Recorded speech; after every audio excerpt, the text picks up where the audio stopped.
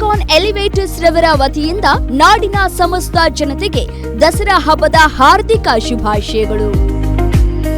ಅರಮನೆಯಲ್ಲೂ ಆಯುಧ ಪೂಜೆಯನ್ನ ನೆರವೇರಿಸಲಾಗಿದೆ. ನವರಾತ್ರಿಯ 9ನೇ ದಿನದಂದು ಆಯುಧಗಳನ್ನು ಪೂಜಿಸೋದು ವಾಡಿಕೆ. ಆಯುಧ ಪೂಜೆ ಹಿನ್ನೆಲೆ ಈ ದಿನ ಮನೆ, ಕೆಲಸದ ಸ್ಥಳ, ವಾಹನಗಳು ಮತ್ತು ಉಪಕರಣಗಳನ್ನು ಸ್ವಚ್ಛಗೊಳಿಸಿ ಅಲಂಕರಿಸಿ ಪೂಜೆ ಮಾಡಲಾಗುತ್ತೆ. ದುರ್ಗಾದೇವಿಯು ಮಹಿಷಾಸುರನನ್ನ ಸಂಹರಿಸಿದ ದಿನವನ್ನ ಸಾಂಕೇತಿಸುವ ಈ ಹಬ್ಬವು ಕರ್ಮ ಮತ್ತು ಧರ್ಮವನ್ನ ಪ್ರತಿನಿಧಿಸುತ್ತೆ. ಹಿಂದೂ ಧರ್ಮದಲ್ಲಿ ಆಯುಧ ಪೂಜೆಗೆ ವಿಶೇಷವಾದಂಥ ಸ್ಥಾನ ಇದೆ. ಪುರಾಣಗಳ ಪ್ರಕಾರ ದೇವತೆಗಳಿಂದ ಆಯುಧಗಳನ್ನು ಪಡೆದ ದುರ್ಗಾದೇವಿ ಮಹಿಷಾಸುರನನ್ನ ಕೊಂದು ವಿಜಯ ಸಾಧಿಸಿದ್ಲು ಅನ್ನುವಂತಹ ಇತಿಹಾಸ ಇದೆ. ಹಿಂದಿನ ಕಾಲದಲ್ಲಿ ಕ್ಷತ್ರಿಯರು ಯುದ್ಧಕ್ಕೆ ಮುನ್ನ ಆಯುಧಗಳನ್ನು ಪೂಜಿಸ್ತಿದ್ರು. ಈ ಪೂಜೆಯಿಂದ ಯುದ್ಧದಲ್ಲಿ ಗೆಲುವು ಸಾಧ್ಯ ಎಂಬ ನಂಬಿಕೆ ಇತ್ತು. ಇಂದು ಈ ಸಂಪ್ರದಾಯವು ದೈನಂದಿನ ಜೀವನದ ಉಪಕರಣಗಳಿಗೆ ಕೃತಜ್ಞತೆ ಸಲ್ಲಿಸುವ ರೂಪದಲ್ಲಿ ಆಚರಿಸಲಾಗುತ್ತೆ.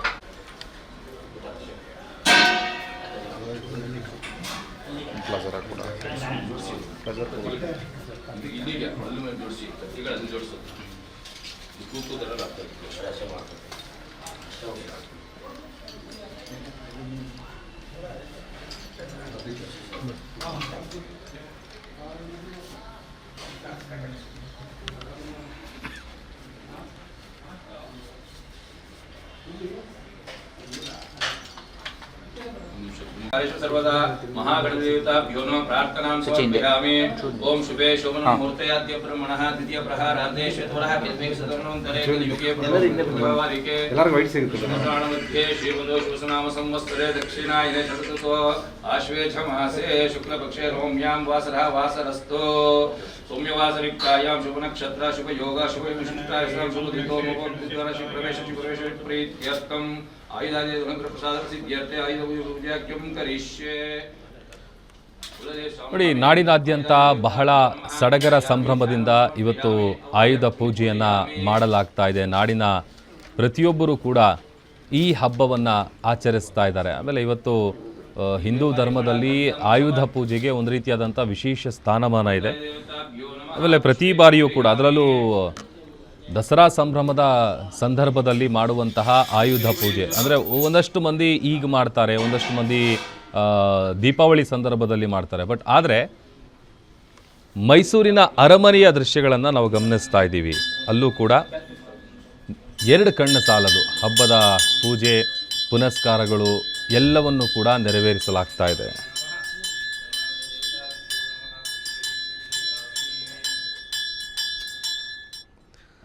ಇನ್ನು ಸಾಂಸ್ಕೃತಿಕ ನಗರಿ ಮೈಸೂರಿನಲ್ಲಿ ಬಹಳ ಸಂಭ್ರಮದಿಂದ ಆಯುಧ ಪೂಜೆಯನ್ನು ನೆರವೇರಿಸಲಾಗ್ತಾ ಇದೆ. ಅರಮನೆಯಿಂದ ಪಟ್ಟದ ಆನೆ ಶ್ರೀಕಂಠ, ನಿಶಾನೆ ಆನೆ ಏಕಲವ್ಯ, ಪಟ್ಟದ ಹಸು, ಪಟ್ಟದ ಕುದುರೆ ಮೆರವಣಿಗೆಯಲ್ಲಿ ಕೋಡಿ ಸೋಮೇಶ್ವರ ದೇವಾಲಯಕ್ಕೆ ಬಂದಿವೆ. ಪಲ್ಲಕ್ಕಿಯಲ್ಲಿ ಪಟ್ಟದ ಕತ್ತಿಯನ್ನು ಮೆರವಣಿಗೆ ಮೂಲಕ ದೇವಸ್ಥಾನಕ್ಕೆ ತರಲಾಗಿದೆ. ಕೋಡಿ ಸೋಮೇಶ್ವರ ದೇವಾಲಯದ ಬಳಿ ಮಂಗಳ ವಾದ್ಯಗಳೊಂದಿಗೆ ಪೂಜಾ ಕೈಂಕರ್ಯ ನೆರವೇರಿಸಲಾಗ್ತಾ ಇದೆ. ಕೋಡಿ ಸೋಮೇಶ್ವರ ದೇವಾಲಯದಲ್ಲಿ ಪೂಜೆ ಬಳಿಕ ಪಟ್ಟದ ಕರು, ಪಟ್ಟದ ಹಸು, ಪಟ್ಟದ ಆನೆ, ನಿಶಾನೆ ಆನೆ ಇದೆಲ್ಲವೂ ಪೂಜೆ ಆದ ನಂತರದಲ್ಲಿ ವಾಪಸ್ ಆಗಲಿದೆ.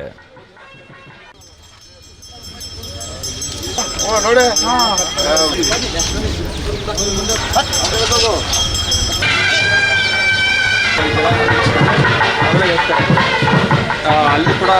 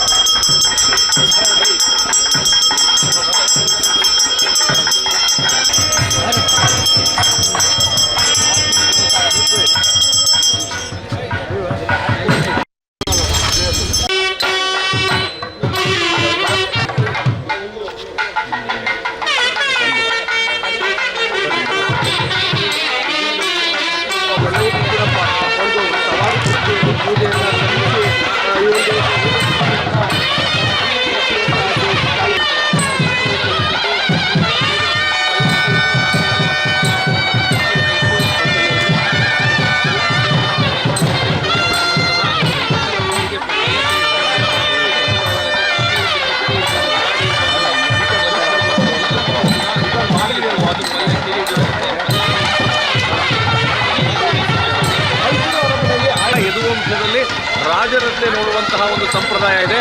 ಹೀಗಾಗಿ ಪಲ್ಲಕ್ಕಿಯಲ್ಲಿ ಈ ಒಂದು ಏನು ಪಟ್ಟದ ಕಟ್ಟಿಯ ಒಂದು ಮೆರವಣಿಗೆ ಮೂಲಕವಾಗಿ ಅರಮನೆಯಿಂದ ಕೋಡಿ ಸೋಮೇಶ್ವರ ದೇಗುಲಕ್ಕೆ ತೆಗೆದುಕೊಂಡು ಬಂದು ಇಲ್ಲಿ ಒಂದು ಪೂಜೆಯನ್ನು ಸಲ್ಲಿಸಿ ತದನಂತರ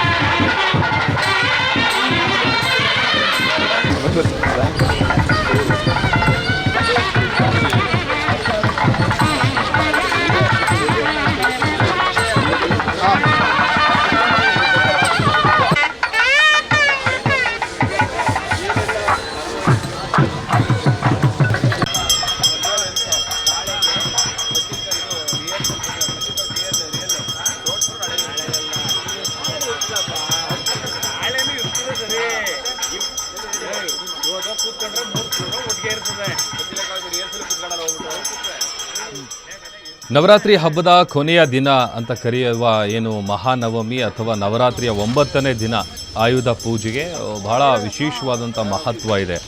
ಆಮೇಲೆ ಆಯುಧ ಪೂಜೆಯನ್ನು ಕೇವಲ ಕರ್ನಾಟಕ ಮಾತ್ರ ಅಲ್ಲದೆ ತಮಿಳುನಾಡು, ಆಂಧ್ರ ಪ್ರದೇಶ, ತೆಲಂಗಾಣ ಹೀಗೆ ಬೇರೆ ಬೇರೆ ರಾಜ್ಯಗಳಲ್ಲೂ ಕೂಡ ಬಹಳ ವಿಜೃಂಭಣೆಯಿಂದ ಆಚರಣೆ ಮಾಡಲಾಗುತ್ತೆ. ಅದರಲ್ಲಿ ಇಡೀ ದೇಶಾದ್ಯಂತ ಗಮನ ಸೆಳೆಯುವಂಥದ್ದು ನಮ್ಮ ಸಾಂಸ್ಕೃತಿಕ ನಗರಿ ಮೈಸೂರಿನಲ್ಲಿ ನಡೆಯುವಂತಹ ದಸರಾ ಸಂಭ್ರಮ.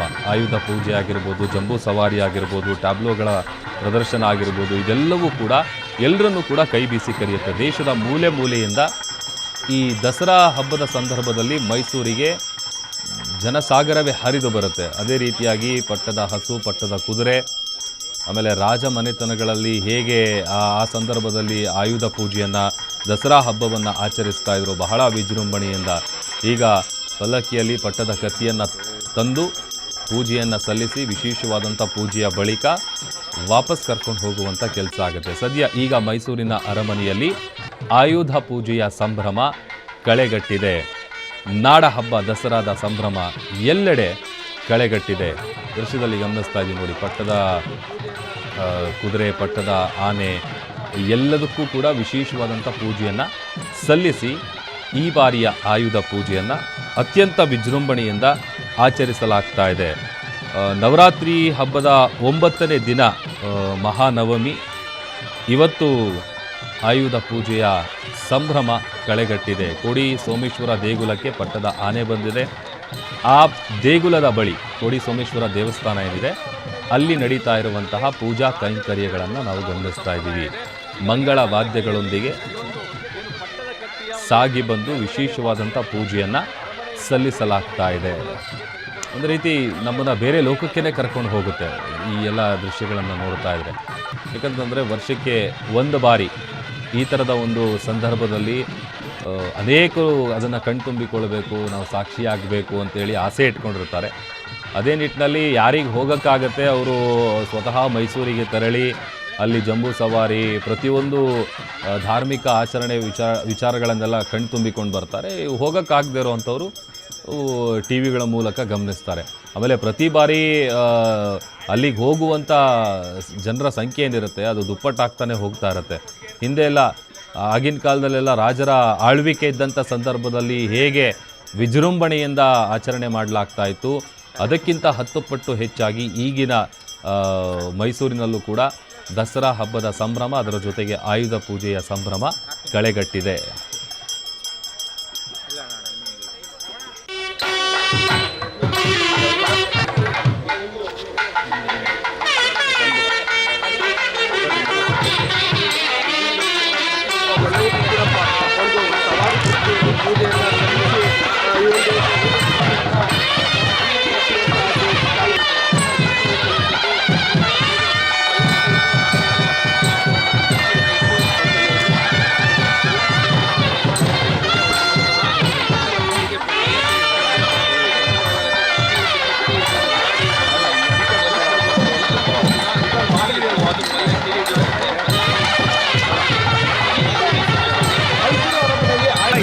ದೇವಸ್ಥಾನದಲ್ಲಿ ರಾಜರನ್ನೇ ನೋಡುವಂತಹ ಒಂದು ಸಂಪ್ರದಾಯ ಇದೆ.